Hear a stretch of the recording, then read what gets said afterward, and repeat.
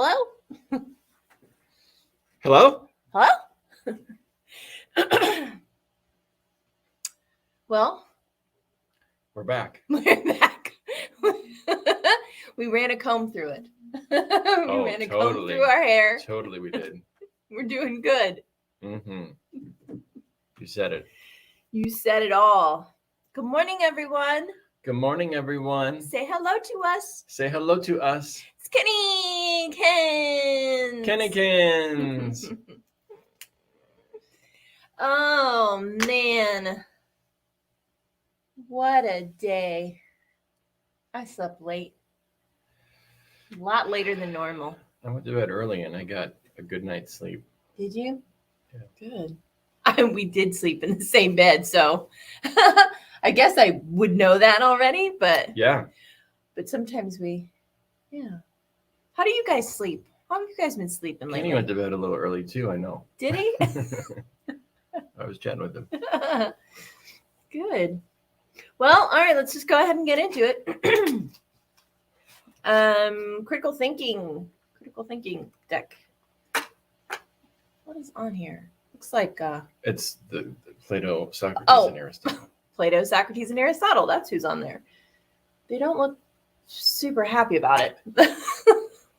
Here, you tell me. You're gonna Do suffer, they look super happy? but but you're you're- gonna be happy about it. The one in the middle is like, yes! Wow, kneel. All right, let's see. Kneel before Zod. Kneel before Zod. So, yeah, these have been great. I think this is kind of like you can play it, like your thinking is bad and you should feel bad. That's funny. That's a little much, isn't it? Call out card? Yeah, it's like when somebody. wait. Okay.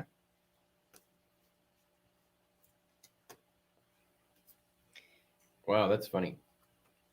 There's a fallacy pickup. Lay all 24 blue fallacy cards out. Watch a news channel. Political debate or other partisan media. And the first player to vocally identify the fallacy being committed, pick up that card. Mm-hmm. Whoever has the most cards.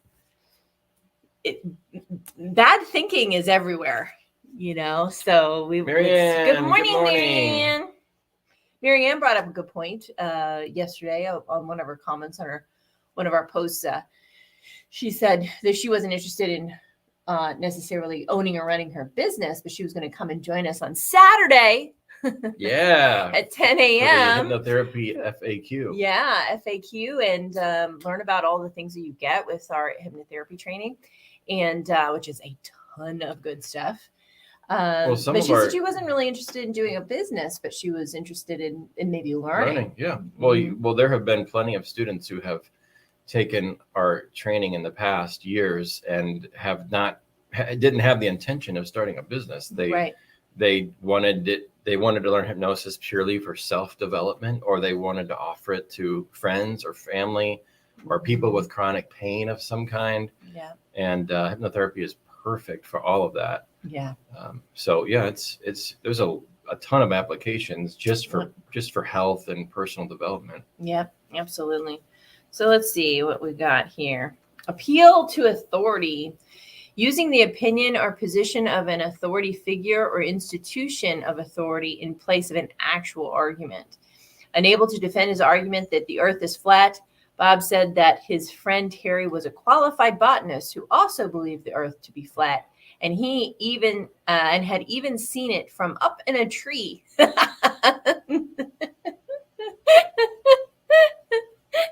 That doesn't make any sense. Let me see. That's funny. Okay. Appeal to authority. Using the opinion or position of an authority figure or institution of authority in place of an actual argument. Yeah. Unable to defend his argument that the earth is flat, Bob said that his friend Terry was a qualified botanist who also believed the earth to be flat and had never even seen it from up in a tree. Well, that feels like it's just turn on the news and you'll see stuff like that, right? Yeah.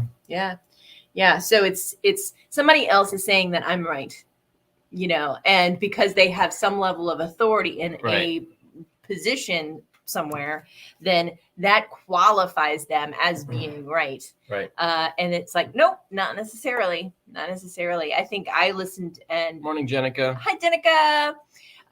More people, in my opinion, who have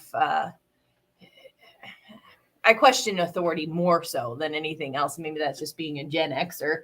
I think we came out of the womb questioning things and people and stuff like that. Let's see. We've done a lot of these. Hair's all over today. Ad hominem. Ad hominem. Attacking your opponent's character or personal traits in an attempt to undermine their argument. Whoa, this one makes me so angry. After Sally presents an eloquent and compelling case for a more equitable taxation system, Sam asks the audience whether we should believe anything from a woman who isn't married and probably eats her own boogers. I can't believe they printed that. I know, what a weird thing. Yeah. But what they're trying to over exaggerate the point. Right. And to illustrate. We've seen this happen. Yeah. Well, in the past. I mean, if you're a Course in Miracles student or a student of real love, then you'll spot this card, or if someone's doing this, a mile away. You know, where did it go? Mm-hmm. Attacking someone's character. Yeah. Attempt to undermine their argument. Yeah. It's childish. We wouldn't even experience that in our circles. No. Because you have to be vicious in order to do this, or hostile. Yeah. It's a very deliberate type of an attack, And it's very political. Right. And we've seen it all over politics, and we've seen it all over people being dismissed because of certain character traits, or because they look a certain way or act a certain way that's different from the group think. And it's just dismissing. And I think these are the kinds of attacks that generally happen when money's involved, like when there's a lot at stake. Yeah. But if there's nothing at stake, then I don't think I don't ever. No one would go this far, in my opinion. It's in a group setting. Again, I think we look at a lot of these cards as like social media stuff. It's like, oh, well, apparently that person is this because they look different or act different or are different than us in this particular way. And then making assumptions and disqualifying and all that kind of stuff. So where I think this works for us is, yes, those of us who study ACM or study, different things may not attract this naturally into our life. However, if we do happen to see it, we can go, okay, I know what that is. I've got a name to it. And I know that I am allowed to dismiss it completely because it's just bad thinking. It's illogical, bad thinking. So anyway, I put on here fresh start for our little mini title. And I think that we're going and heading into the new year. So thinking about all of our fresh starts, I know that it's just a date on a calendar ultimately, but as our group think is in America anyway, it's a cycle, it's a time element where we move into a potential refresh of experience. So how are you guys refreshing yourself? Hi, Patricia. How are you guys refreshing yourselves? Refresh yourself. Treat yourself. How are you refreshing yourself? What do you want to do this coming year? Yeah, what do you want to do this coming year? What's gonna light you up? What's gonna light your fire this year? Anything fun? What are you gonna do differently than last year? Anything? Might have to heat up the fire a little bit more before we get a bunch of feedback. It's only a few minutes in. No, that's fine. Great. What else? Anything else? More cards. Okay.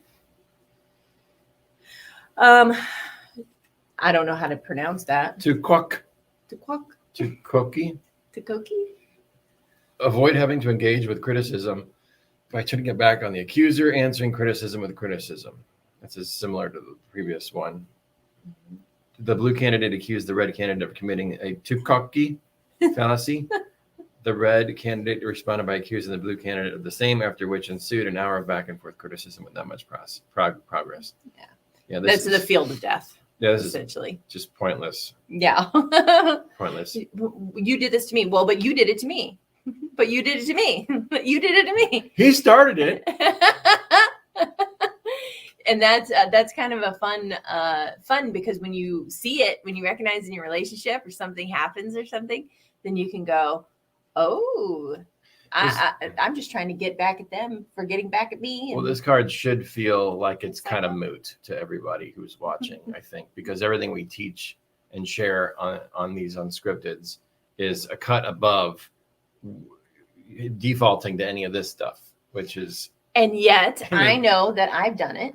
You know, you and I have had arguments in the past where, you know, I've used that as a tactic, you know. And yeah, that's not what I'm saying. I'm not saying that we haven't done it or we're above it. I'm just saying everything we share here is in an effort to take responsibility, which is not what that card is, so that we can get happy and joyous and free and things like that, you know, and I mean, and not do any of the criticism nonsense or fighting criticism with criticism. I mean, that stopping the ego never considers itself.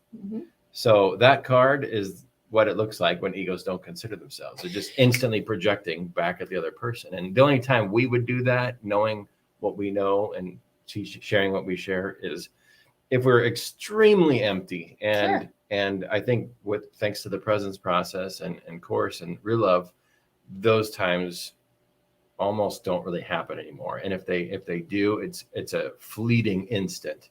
And then the rest of us catches up with responding and not reacting, you know. And response versus reaction is the crux of like the presence process and course, and that card right there is just reaction. Yeah, right. And the way that we have gotten through it in the past, Todd and I, in different situations, is we will take, you know, we would put 2 minutes on the microwave timer or whatever and take a step back. Yeah. Everybody is where they are, you know, and that's perfectly okay. That if you happen to be using that as a tactic or somebody's using that against you in some way, then you can go, oh, hey, yeah, I got it. I see what's going on here. Let's take a step back. Let's do 2 minutes. Let's leave the field of death. This is unproductive, right? It's just unproductive. There's nothing wrong with it. It just is what it is. All right. Hold on 1 second. We have some comments here. Comments. Let's see. All right. Jenica, travel, go to the beach. It always refreshes me, recharges, and resets. I know, me too. I love the beach.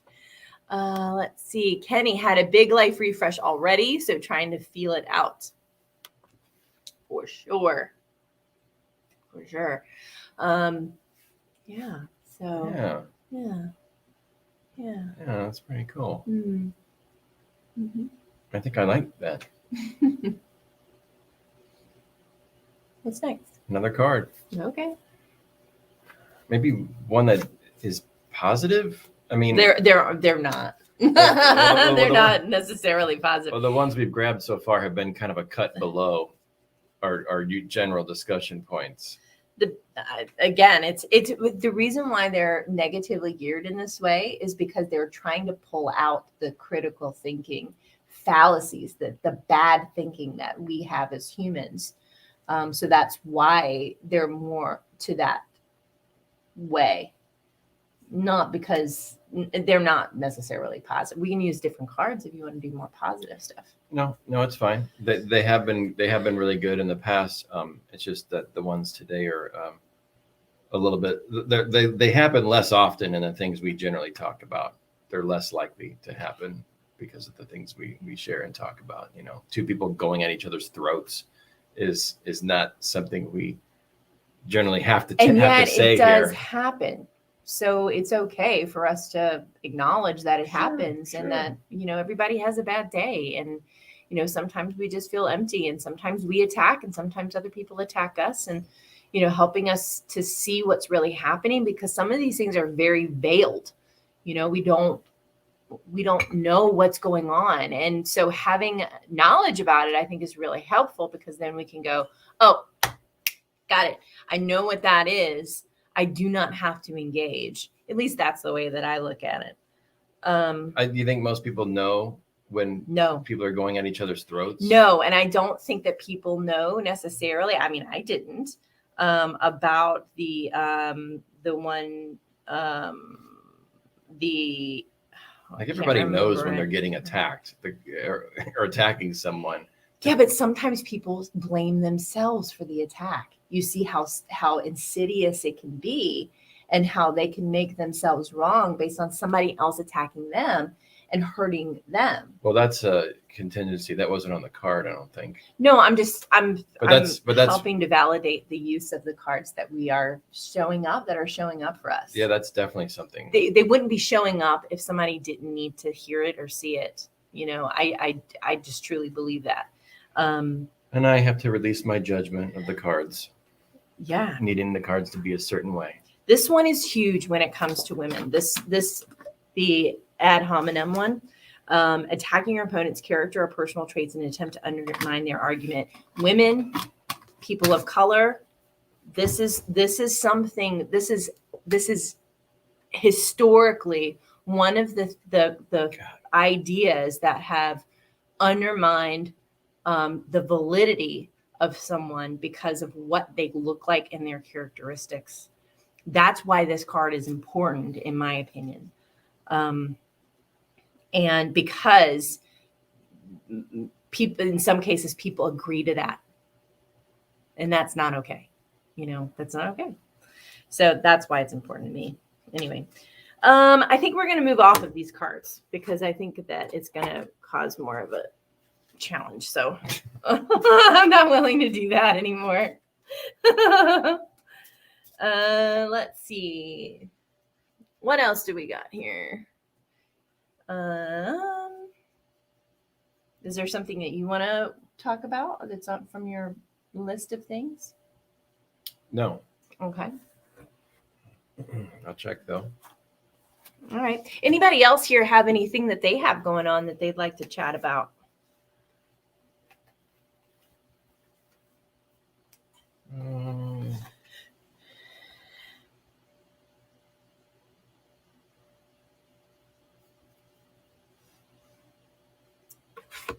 Let's just see if there's anything.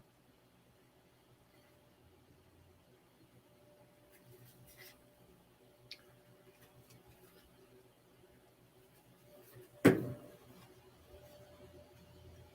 you want to pick one out of the deck? Yeah, go ahead. It's all mixed up, so there's all different types. Just an update on our email campaign. I think I'm going to switch it out to every couple of days going forward, just so you guys know that you're not going to get your inboxes stuffed every day, even though it's all just kind of positive and good. I decided to shift that, so just letting you know. Jenica says, remind us about speaking in truth. Well, it could mean like telling the truth. Truth telling? Yeah. When you are feeling vulnerable, or if you're feeling empty, talking about how you're feeling, where you're feeling unlovable to someone who can see you in that moment when you're full, when they're full, not to an empty person, not to someone who's you're fighting with, but going to someone who can be full and see you and accept you and love you for however you're feeling. So number one is going to a full person, and number two is if you're afraid, say that you're afraid, and tell them how you're feeling about whatever, and let yourself be seen. Yep. Truth, seen, accepted, loved. Yeah. Right. And it's just like how I've been taught, just like putting a little golf ball down a tube. It's just going to go right down find that thread. It's truth. So you tell the truth about yourself. You get seen around it by somebody who can love you unconditionally, right, that doesn't have any expectations that you show up in any certain way. accepted, you're going to feel the accepted, not necessarily that somebody necessarily accepts you, but that you're going to feel that feeling of acceptance. And then you will also then feel loved. And that's, and hopefully speaking to someone who's not only full, but someone who can who can also tell you the truth also, who's not in any kind of behaviors, lying behaviors or what have you. That's also very important, because there's a lot of people who love us but are virtually incapable of telling the truth to us if we need to hear the truth about something, a lot of close friends or family members, they think that lying is loving and or protecting, but it's not. It's really not. And it doesn't mean you just unleash a world of hurtful honesty, because honesty without compassion is cruelty. So maybe that answers your next question there, Jenica, or your next comment about being honest with kindness. Kindness without compassion is cruelty. So speaking the truth, without compassion is obviously not being loving. You have to come from a loving place before sharing anything. Or it's not, it could just be a veiled behavior, if it's honesty without love guiding it, right? Because the ego is very insidious, and you have to be full before being honest, if you're needing to be honest about something or needing to tell somebody. But generally, being honest with kindness, I mean, I don't know how Jenica means it, but she might mean it with more than one person. But when real love terms, being honest means being honest with yourself about what you have to share with others. That's the truth telling part. Being honest in real love terms does not involve telling somebody their truth, right? Because being honest about, let me be honest with you. Like if you're going to tell somebody their truth, then it's probably an attacking behavior. And you really have to look at if you might be in behaviors, because if you're needing to do anything with someone, then you're probably in a behavior, because a need comes from ego. But honesty, is really just a function of when do we need to tell the truth about how we're feeling unlovable or unworthy to someone who can see, love, and accept us, so that we could feel more loved around that. And you're going to know that it's working if it takes a little vulnerability in order for you to do that. And you're really practicing being safe. And generally we do this, and we do it with the people who we know that we already trust. We don't do it with people we don't trust, because we don't want to be attacked or be, judged by someone who isn't going to be able to see us in our vulnerable state, right? So we naturally do it with people who are close, trustworthy, things like that. And and it doesn't necessarily help all that much if we're just talking to people who are always going to agree with us, because that is actually kind of a lying behavior, or it's kind of a dismissive behavior pattern. So it's kind of like, oh yeah, you did that right, and it's like, well, that's not really what I'm looking for. I'm feeling unlovable because I did this thing, even if I'm right in that thing. It doesn't matter. It doesn't matter, because of what I'm feeling inside. That's what matters the most. And so how can I develop this in a different way? How can I be seen around it? How can I be loved around it, even if I'm right in it? Because we can be right, but it still be a non-loving experience. And our rightness doesn't always equal love. I don't think it ever does. Right. No. So somebody can tell you're right all day long, but if there was any behavior around it, then that's something to get cleaned up around. Yeah. That's so good to hear and be reminded. Thank you. You're welcome. Yay, yeah. And this is I don't know what she meant here. She got what she needed. She said, thank you. Yeah. But I like this comment, because it could mean a couple different things, regardless of her intentions. Because being honest with kindness might involve, needing to be kind needing to talk with somebody else. It could imply talking with somebody else, having to speak honestly, and wanting to be kind about it. Now, if you're in a work scenario, well, then it could be compassionate and impersonal, and it's just work. But if it's in a, you could sandwich it. If you have to do the criticism thing, compliment, constructive criticism, compliment. The sandwich style really works well. It's simple. But in any other context, personally, with family and friends, things like that, then it becomes a question of, am I in any kind of getting or protecting behavior if I'm needing to say something honestly and having to be kind because of it, because I'm having to be honest. Now, I'm really reading into this, Jenica. You might not mean anything I'm saying here, but it's like, well, let me be honest with you, and I gotta be kind, like I gotta sugarcoat it. But that's one interpretation. But why am I needing to say anything that I'm gonna have to cushion? Mm-hmm. Is that a behavior? Am I telling somebody their truth? Am I needing them to be different in order for me to feel safe, loved, and accepted? So that's probably the best example I can think of is, do I need somebody to change their behavior in order to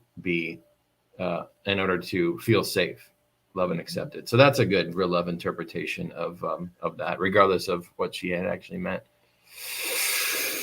And she said, like with your kids or teenagers or young adults. Oh, yeah. Well, that could be a different scenario also, because your kids need to obey what you're saying a lot of times. Well, the way that Real Love talks about it, because I actually, even though we don't have kids, I did the Real Love and Parenting. We've worked with a lot of adults, and everybody's running on child programming. So doesn't really matter. Us. Kids just have fewer filters, fewer pretenses. Yeah. They haven't necessarily gotten as good at lying. Right. So we have, they haven't gotten as good at attacking as we have, and veiled threats. They're just like right out there with it, I forgot what I was going to say. No, I didn't. Let me see. So I did the Real Love and Parenting. Yay, Marianne. Awesome. And because I wanted to just get clear on my parent tapes and in my younger self, and also too, just being around kids and having worked with kids and stuff like that. I wanted to really get clear for myself. There is a Real Love and Parenting book, Jenica. Yes. And it's awesome. And there's also, I think he has some audios too, which is what I listened to, by Greg Bear and Baer. Baer. Anyway, but it's so fascinating to understand, the piece about natural consequences, and having consequences, and they can be loving consequences. They don't have to be hard or mean or cruel or reactionary or threatening. Punishing. They're going to have enough natural consequences as adults. And they're going to see what happens based on their choices. Right. Good choices are going to lead them down one road that may seem at times to not be great. I mean, Todd and I have made excellent choices in our lives together. But that doesn't mean that there weren't consequences that weren't hard and challenging and scary at times. But there were still natural consequences. So if you have set up, which I know you personally are an amazing mom, if you set up, good natural consequences for your teens and young adult kids, they're going to find their own way and they're going to discover what happens. And what I loved about how Greg Bear put it was, you don't get mad. You don't get mad. You just go, here's the result. Here's the result. This was your choice. Here's the result. You knew what the result was likely going to be before you made the choice.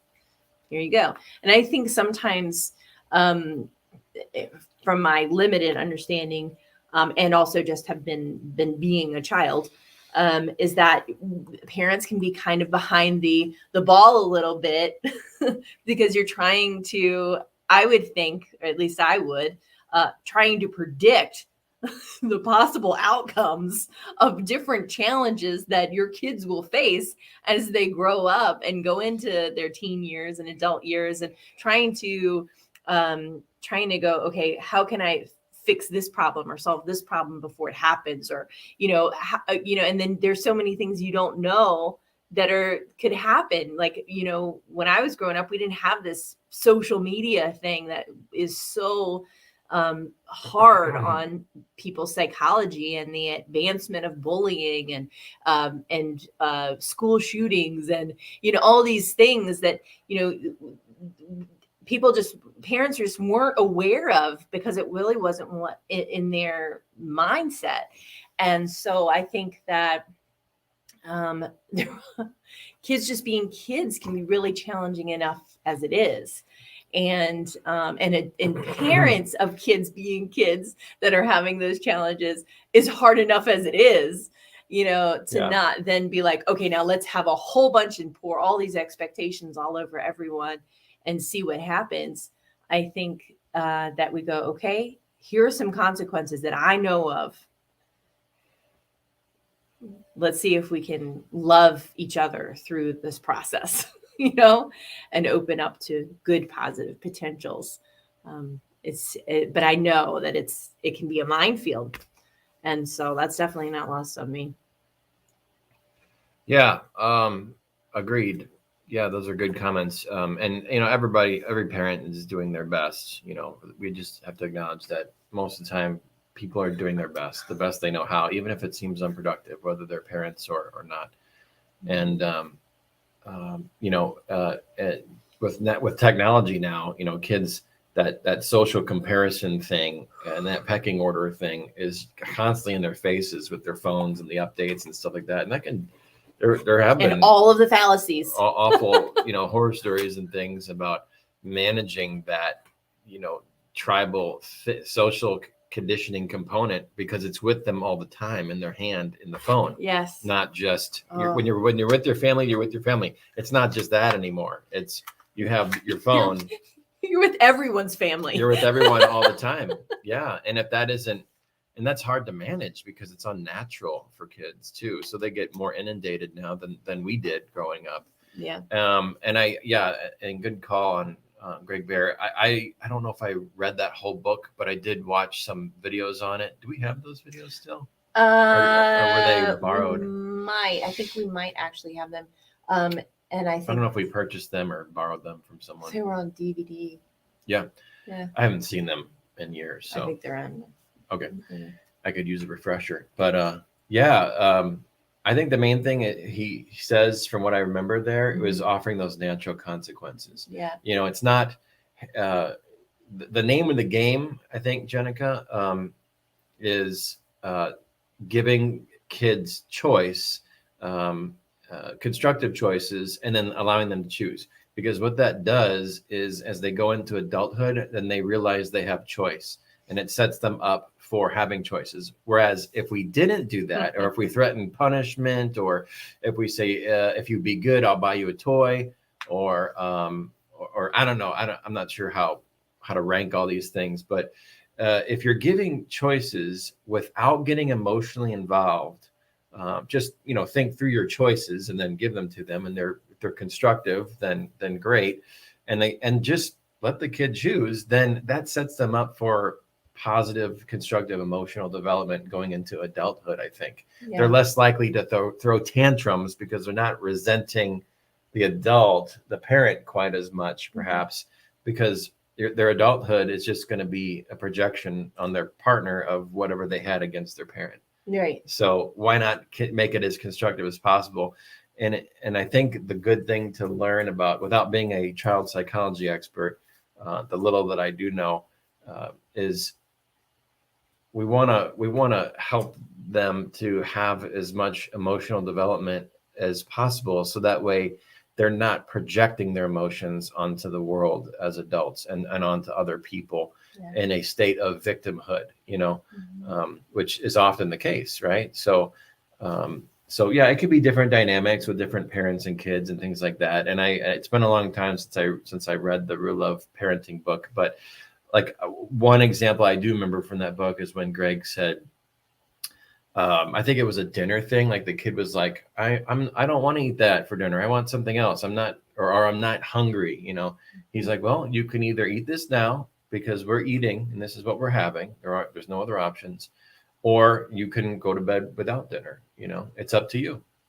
And that was it. It wasn't a debate. It wasn't it wasn't where he's letting the kid argue with a bunch of getting behaviors. And, that just invites in a mess. So the kid got to go think about it and come back and then make a decision. And that was it. I mean, it invites in, there was no arguing. It invites in respect for the parent, I think. And I think it teaches the kid also to not fight, to not get, it's like, consider the options, make a choice, but there's no behavior getting and protecting encouraged for the kid. It's just, here are your choices, one or the other. Right. And I think that's very healthy. Yeah. And it also goes into, just like you're saying, goes into our adulthood. It's absolutely. Like, when we are in a position. It also teaches healthy boundaries. Yeah. Because adults who do not have healthy boundaries are always in getting or protecting behaviors. Like that one card from earlier when they're like, you criticize me. Well, I'm going to criticize you back. I mean, that's someone who probably wasn't given choices as a kid, or maybe had a hands-off parent, or, it could be any number of issues. I don't know, but let's see what Jenica's saying here. Great. Yay. All right. She says, perfect. Just did that. Asked to put away his computer. We are moving, but the reason is bad grades. Can't be on the gaming without his education. He's pretty mad. Oh, bless his heart. You're amazing, guys. Thank you, Jenica. Got it. That's a good thing. Choices. Yes, you're right. Yeah, that's, you're the mom. It's so important to, do this.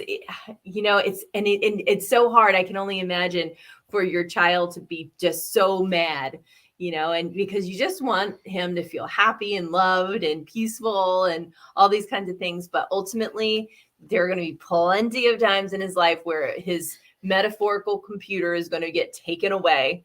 And it's best for him to experience that in a safe and loving environment with you versus, in a situation that is a lot more scary or dangerous, or their stakes are much higher, so it's a good thing, really good thing. Thank you for sharing that, Jennifer. Yeah, that's good teaching points. Yeah, I think learning the natural consequences is a good framework for development into adulthood, as opposed to because it deters what would happen if we weren't giving them positive, constructive choices. And what it could be was, like I said, those getting and protecting behaviors, mostly getting, like I want, I need, just that incessant getting. And if that goes unchecked, then anytime that happens in adulthood, the default response becomes, I need to get more. I need to get more. Now, how many adults do you know who need to get more? That's the trick of the ego. Probably a lot. More. Probably a lot, Mm-hmm. And, without really without considering, I mean, it's just I'm exploring it. I haven't explored this topic so much, but as I think it through, it's great. I'm seeing the genius behind what Greg suggests. Same principles apply. Same principles apply. It's just with fewer filters, because he's teaching the ego to consider itself, and then make a choice and accept those choices, as opposed to like building resistance and resentments and just holding on to those and for years, decades on end. Yeah. And I'll be honest, I'm still working on resolving some of those internal resentments that I didn't really have conscious grudges of. And I can't even say it's anybody's fault necessarily. It just might have been things that I learned over time that I maybe I don't know, maybe it's just me, or maybe I could have learned better, not to blame my parents or anything, but I'm not saying I even did anything wrong. It just could be I don't know. I just feel like there are things that we all could learn better by exercising choice. And I frankly, I don't think anybody was teaching how not to be in victimhood as a child when I was growing up. It wasn't. Maybe they did. I don't know. But it seemed like there wasn't as many tools back then as there are now for constructive development. Maybe I'm wrong. No, there wasn't. Sorry, there wasn't. There was no tools. We weren't talking, and people weren't in general talking about real love and how to. No, it was my way or the highway. Come on. True. Like, let's be realistic. Right. Yeah. Gen Xers, guys, right? My way or the highway. My way. And if you did have a mom that was kind of like really, open and, kind of flowing, she was considered a hippie, and not grounded or whatever. These are all sweeping generalizations.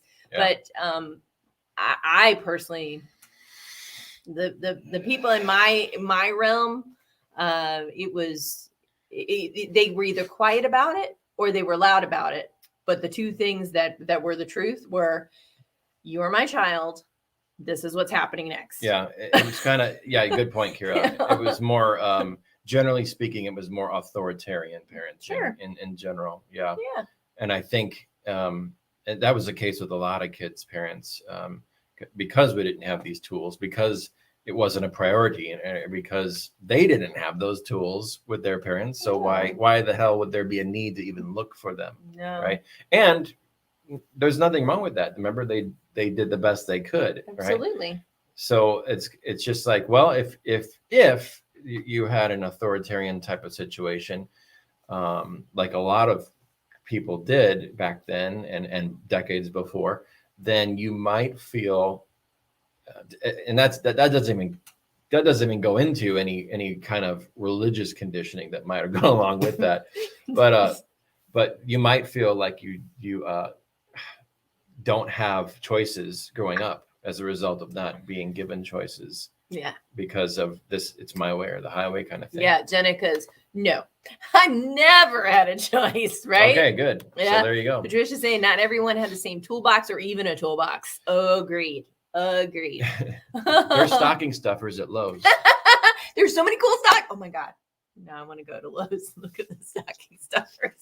I'd be happy to resolve things with my kids at 20 years. Yeah. Yeah. Very good. Yep. Yes, very healthy, good way to teach choices, but I love the choices. Helpful. Yeah. And Patricia has a long one here. Go ahead.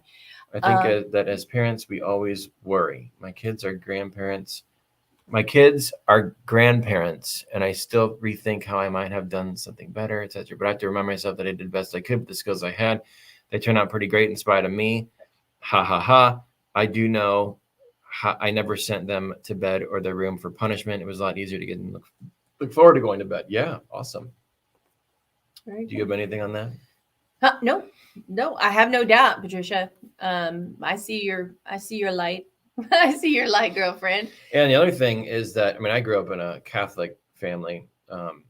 Catholicism wasn't a part of my life after 8th grade Catholic school, but it was a big part of life before, 8th grade and before, and then for my parents, right, and their families. And I know there's a lot of guilt that comes, whether it's intentionally taught or unintentionally taught. There's a lot of guilt programming that comes with that. So I know that there are a lot of baby boomers, generations of my parents and such, who are still in the process of resolving that guilt, from the many, many years of conditioning and not having the tools and not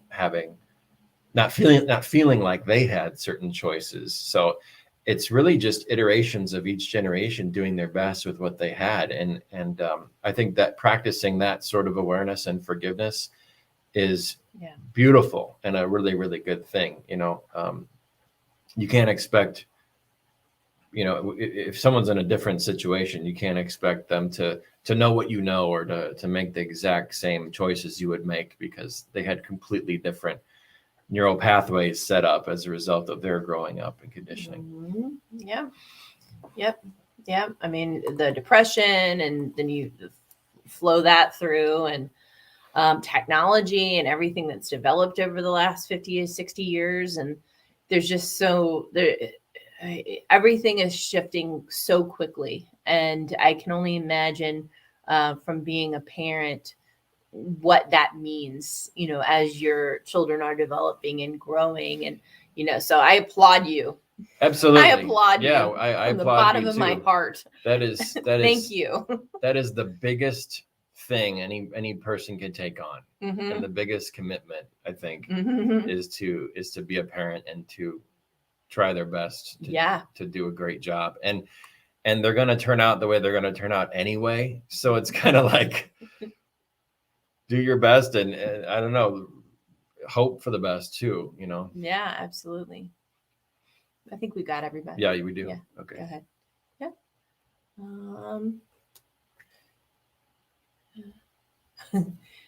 Okay. Go ahead. This one? Yeah. Do either or both of you feel as though your parents presented you with clear choices? Yeah, my way or the highway. Yeah. Those were the two choices I had. Yeah, for the most part. I mean, sometimes, yeah. I mean, I turned out okay. I have good parents, and so do you, Kenny, I believe, from what you told me. But functional is what I'm saying. Functional. I don't want to say good or bad, but functional. And we generally turned out okay, right?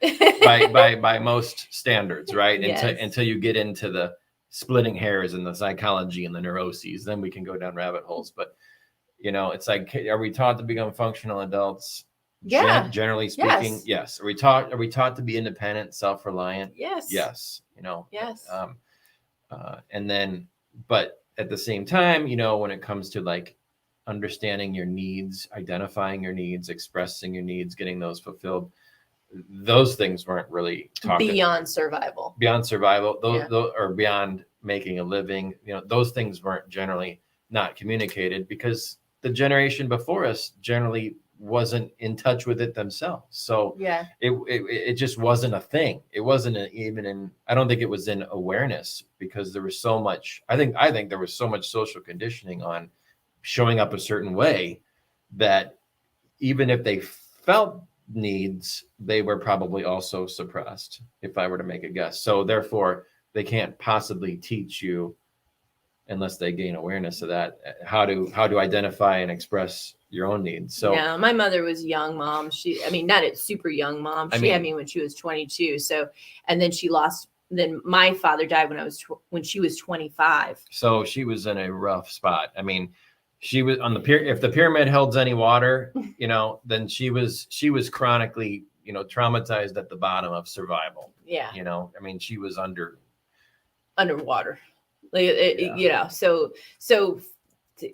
So when I say my way or the highway, it was purely for, I understand it because she taught me self-reliance.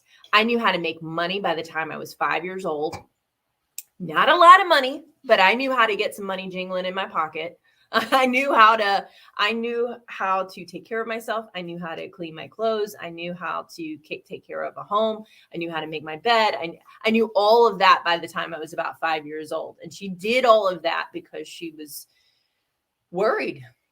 She was worried that if something happened to her, and being the personality type that she was and is, it was like, yeah, you have to be able to take care of yourself, because I don't know what would happen if something happened to me.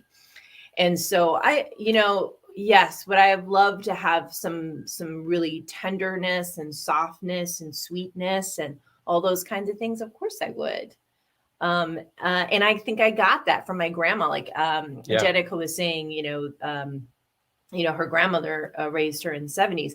It's just a whole different world. And and so, yes, I was lucky enough to get a lot of that tenderness. It's nice when someone in our lives can show up and do that for us. Yes. You know, if we could seek that out or manifest that, even as young kids. Mm-hmm. You know, you were at 5 years old, you were an entrepreneur. You were making money, you know. Making money, dog. Yeah, whereas I was focusing on potty training, you know. So you were a late bloomer. I was a late bloomer for sure. Yeah. Oh gosh, let's see some of these comments here. Yeah. Do we answer this question? Do you feel as though your parents was any way to clear choices? I think they did their best, and I'm not blaming them at all, because really it's about we are imprinted with our parents' emotional, unintegrated emotional charges, as the presence process teaches us. So it's not like we have to resolve anything with them. I think the best thing to do is to resolve it within ourselves, and then we can bring that resolution to them indirectly. You know, we don't have to do anything with them, but we can just be with them and not be triggered in the same ways. But anyway, yeah, clear choices. Yeah, if they were, it was kind of my way or the highway.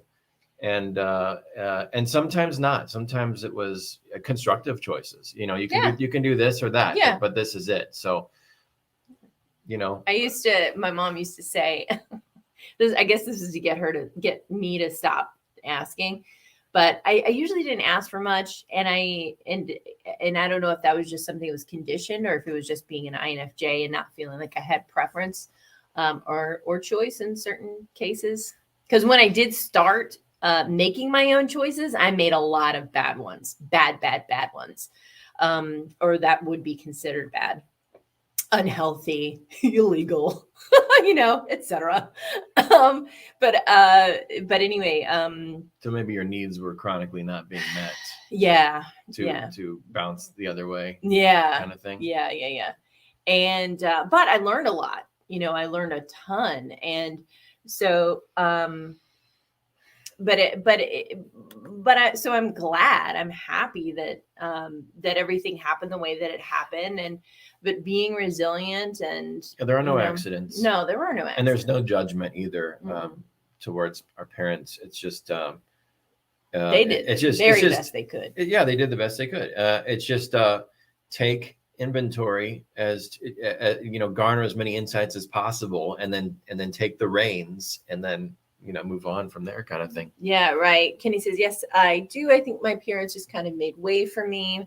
Eileen is saying, the times were so different growing up and still going through the pandemic and the upside down. Learning to parent myself with both my parents deceased, I struggle with this adulting. Yeah, absolutely. Reparenting is real. You know, is finding ways to love ourselves when our parents are no longer with us, and or that we cannot communicate with them. There is something to be said here, which I think is so important, is that we can't go to a dry well.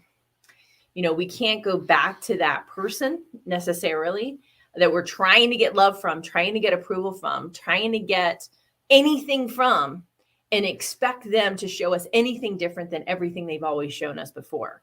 So I think that sometimes, and you know, the answers don't necessarily lie with where the issues originated. No, because if they did, it would be resolved. Yeah. Right? Yeah. So they don't have to be different. They don't show up any differently. They're not going to show up any differently until we change. As soon as we change, sometimes, and not always, sometimes they start to shift. And once they start to shift, then we see, oh, wait a minute, there's something to this. But if they don't at all, that's okay, because it's an inside game. This is you with you. It's about us taking responsibility. It's about us allowing other people to be who they are. True compassion is allowing everybody to make their own choices. Yeah. And in our case, I suppose with reparenting, there's a lot of work you can do internally to do that completely. You know, course, all this stuff teaches that you do not need to externalize anything that you're healing. It does not need to involve anyone else. It's really important realize that. Right. They don't have to say they're sorry. Mm-mm. They don't have to make amends. No. They don't have to do right by you. No. They don't have to, because that is still, you're still then hooked into them being different so you can feel better. And then that's still the game. Which is conditioning. It's a hardwired conditioning because of that parent-child relationship. Yeah. That the answer has to lie with them. Yeah. No, it doesn't. No. It's really a mind screw. It is so jacked. Especially in my first 4 years of doing Real Love very proactively. It took a while to pull off, to even discover how deep the approval issues went for me. With parents and family and all that stuff. I mean, it's like you find out like, okay, great, I mastered this. Oh, no. This, I just opened it up and now I can start to see, and oh my gosh, it goes deep. This realization is very, very helpful when it comes to parents who are deceased, because I had a lot on my father dying. You know, I had a lot on that, and a lot of pain around that, and anger around that. And I was just so mad at him for making bad choices, and, you know, the whole 9 yards. But hey, I can't work that out with him. He can't come to me and say, hey, you know what? I'm real sorry about that. You know, I mean, spiritually, maybe I can do some hibbity dibbity, you know, channeling something or other. But ultimately, it's still my inside game. So if I heal that, and as I continue to heal that, then and come to my own realizations about it, then it's really has nothing to do with him. It's like, you know, Mother Teresa's final analysis. It's just between you and God. It has nothing to do with anyone outside of us, even our parents. You know, all judgment is self-judgment. All healing is self-healing. All forgiveness is self-forgiveness. It's your psychology. Even if you think you need someone else to do something for you or with you, it's still, any change that comes as a result is going to happen in your psychology. So you're going to learn all this in hypnotherapy, by the way, that all change is self-change, you know, and as you learn more of the principles of how your psychology works, it really helps you to unhook from all the things and that you've been thinking that it needs to happen this way. It's like, no, it doesn't. I can resolve this myself. Yeah. If I have the right tools, I can do that. Yeah. And also, before, I know we're going to zip through the comments and probably wind up here. Yeah. But our parents did their best. You know, I think in the most cases they did a pretty good job, or they offered something despite any shortcomings. My parents did a great job with me, despite any shortcomings of any kind. And you know, I think the thing one other insight I think to gain is that to really let ourselves off the hook here, and let your parents off the hook for anything, because a lot of times we don't even remember things accurately as we develop. But no matter what happened in your childhood, no matter how your parents showed up or how you showed up, you just being there, receiving those messages in real love terms could have equated to you feeling unlovable. So no matter what your guardians or parents did in you growing up, you may have internalized what you observed as either being lovable or unlovable in real love terms. And that has little to do with their behavior necessarily. It's how you internalize your world and how you make meaning out of it based on your predispositions and based on the meaning you make out of things. In addition to, you know, what they do, right? But it's more about what they do than what they say that models and shapes behavior. And in real love terms, you'll learn if you study real love, which I recommend starting with the first book, that you learn in real love that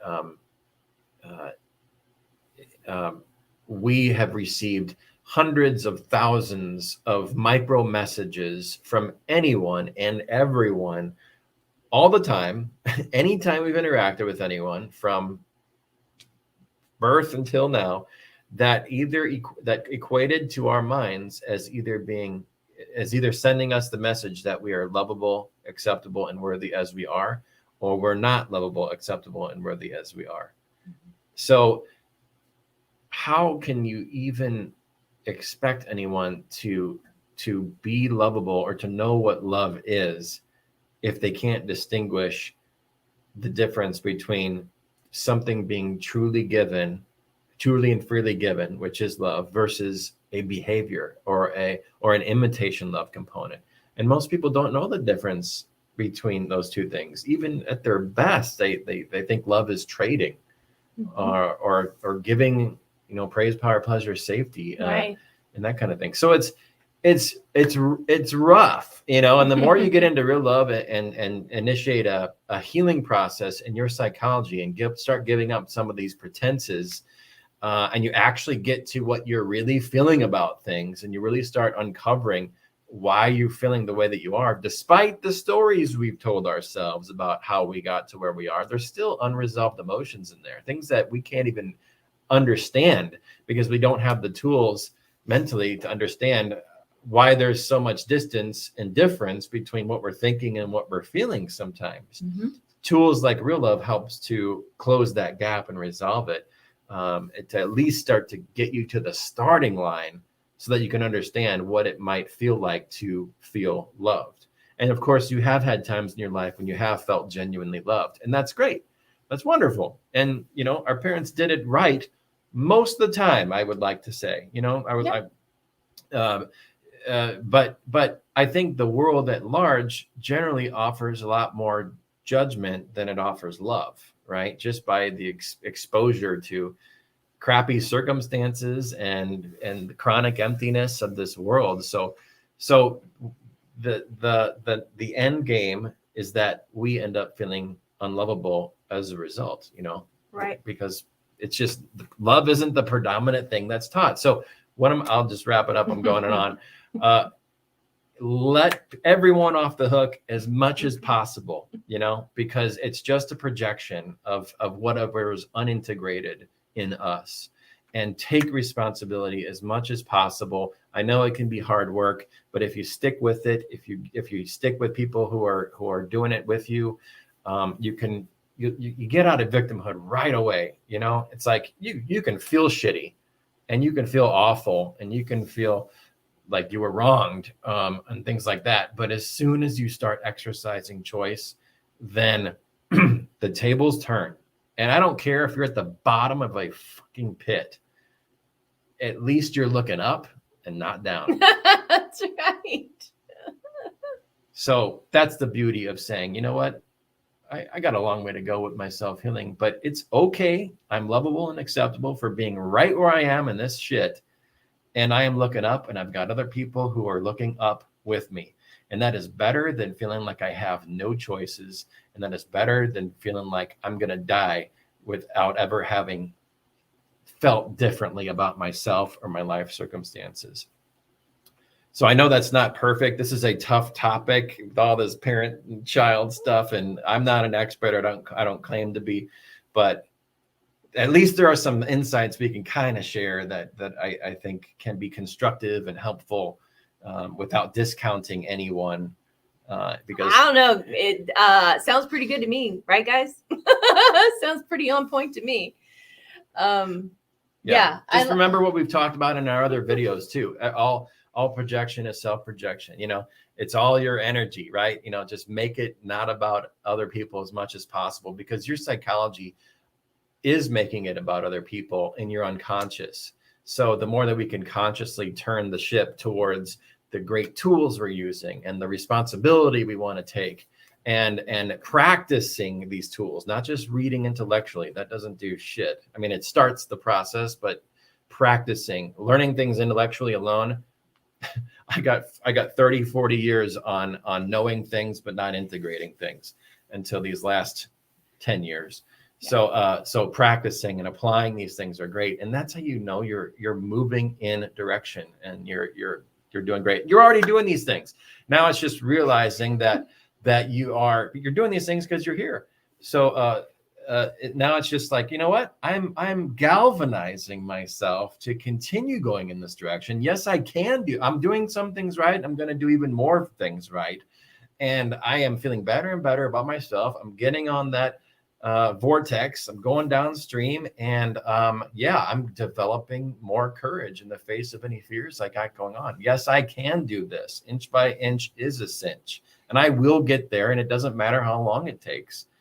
And I am good enough. I am worthy. I am lovable exactly as I am. And God walks with me, and people who love me are right there with me as I do it. There's no way you can't get there. You will get there.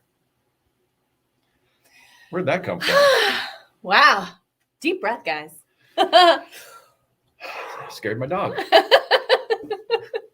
I love it. I just like look at the bottom of the pit, looking up and going, all right, let's do this. All right, I'll handle the comments here. All right, Patricia, you said a whole bunch here. Yes, I'm hearing you communicate way more with my dad than my mom. Until he became an adult, but there really wasn't conversations about feelings as a kid. I felt lost except for occasionally a neighbor or a grandmother on some things. I vowed I would have conversations with my kids and listen. I felt it was better for all of us. But I was a mom at 18 and 21 and then divorced by 25. So I learned a lot. We learned a lot together. Some not good, some good. But it was our reality. So yeah, thank you for sharing that. Potty training was late. For me too. Quick story. Quick story. So my mother, I would pee the bed when I was a kid, like almost all kids do. And my mom told me, she was like, "Do not pee the bed." So what is your subconscious I said, well, maybe, but she said, "You know what you would do?" And I said, "No, I don't remember." She goes, "Well, you would get out of the bed and pee beside it." And I'm like, well, fooled you then, didn't I? That makes sense. Yeah. Late bloomers rule, my people, Eileen says. Michelle agreeing with us. Thank you, Michelle, for agreeing. Hi, Michelle. So nice to see you, Michelle. Really great news. Eileen, Ordinary Oneness greatly impacted my voice and communication in the world. So thank you for being a part of that collaboration book, Ordinary Oneness. Wowee, Marianne, how did you work? How did you work through this? I don't remember what we were talking about, but I think expressed that it. was like 10 minutes ago. Yep. No parents, no father, and drug addict mother. Lots of development from that still. I understand. That's a long road you came. That's a Jenica. Really amazing where you are now. In that.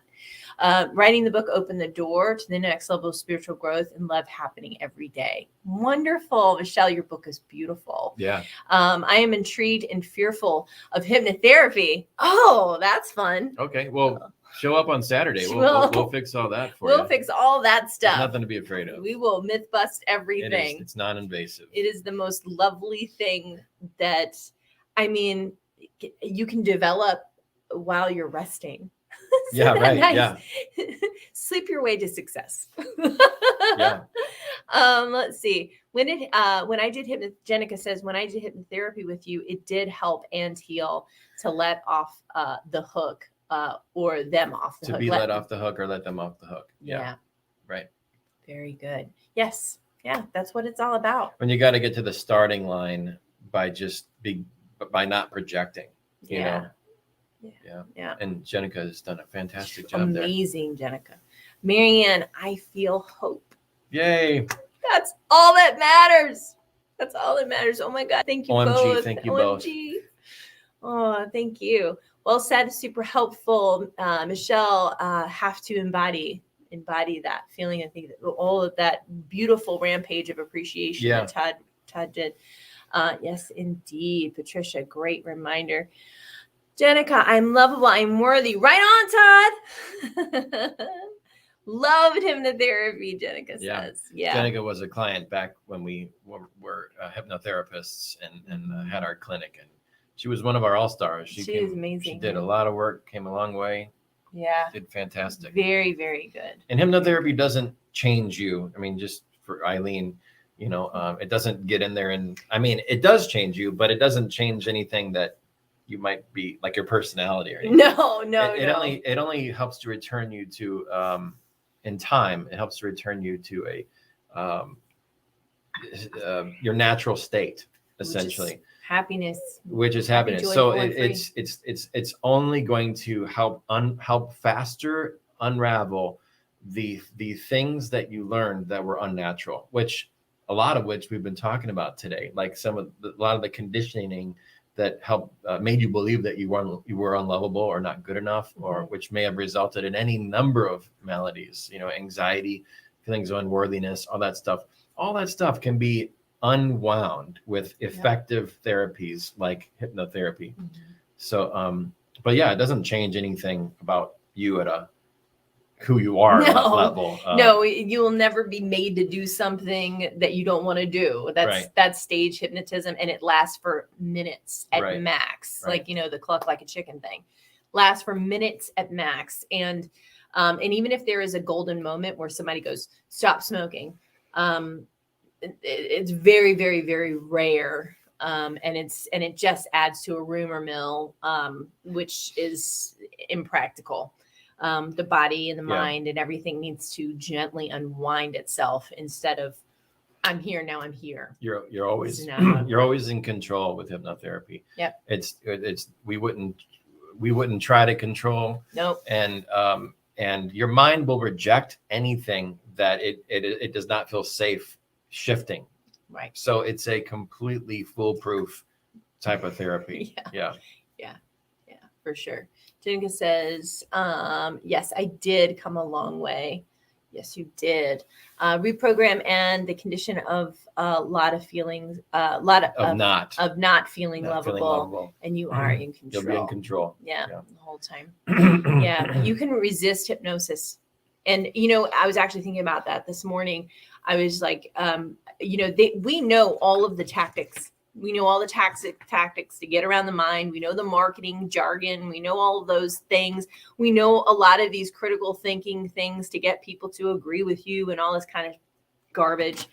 And we don't use any of it to market any of our stuff. And maybe we're, cutting our own throat here, but I just don't, I can't in good conscience tell you, use different types of tactics to get you to sign up and be a student, and then teach you how to not fall victim to those same tactics. It would be inauthentic. So we might be going slowly here, but we're deliberate and we are connecting and we're wanting to connect with you guys every day for an hour a day. We're connecting with you because that's more important than some kind of smarmy bullshit tactic that is harmful, that we want to teach you out of. We want to get you out of. So that to me is how people have used hypnosis in the past and why it kind of gets a bad name. But that's not something that we're into. And we'll go slow and people will find us in their own pace, in their own time. And if I change my mind on that, I'll let you know, but probably not. Probably not. I mean, we might use some nice words to help people find us, but ultimately, I don't even know. We just want to be genuine and real. Yeah. I'm just me, and then there's nothing covert. I don't even think that far ahead. We do teach covert hypnosis and conversational hypnosis, but we don't use it against people. With great power comes great responsibility. No, it's what it only feels natural is to inspire and help as I feel led, in the coaching, and that's how I showed up in the office too.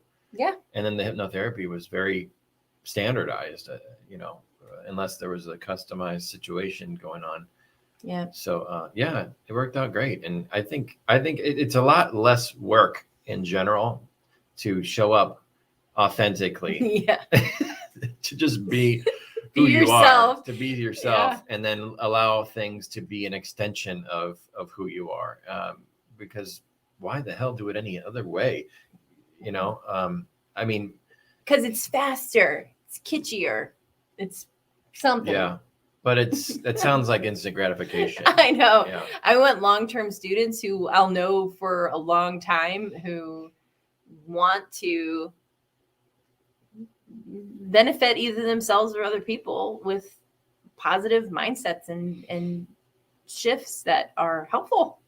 You know, the world needs more people out there who will question thinking, who will consider themselves, who take will responsibility, realize that you can take responsibility, realize that it is possible to change. Yeah. Realize that you can go up that emotional scale. Yeah. You know? Yeah. Just because it's always been this way doesn't mean it has to be going forward. Yeah. Not at all. Not at all. That's one of the best benefits of personal development is realizing that you can affect change within yourself. Yeah. You know? Oh. Well, this has been the longest. This has been a fun one. And a lot of benefit, a lot of comments. Yeah. A lot of comments. Thank you so much for sticking with us and staying on. Thank you for staying on. Yeah. Being here with us. We appreciate you. If you know of anybody who you feel could truly benefit, share the video with them. Yes. Share it. And then if you want to be a hypnotherapist, therapyschool.net. Hypnotherapyschool.net. And yes. we'll also see you on Saturday if you want to join us for a free Zoom Q&A FAQ. The FAQ would be awesome on Saturday at 10 a.m. Mountain Time, is it?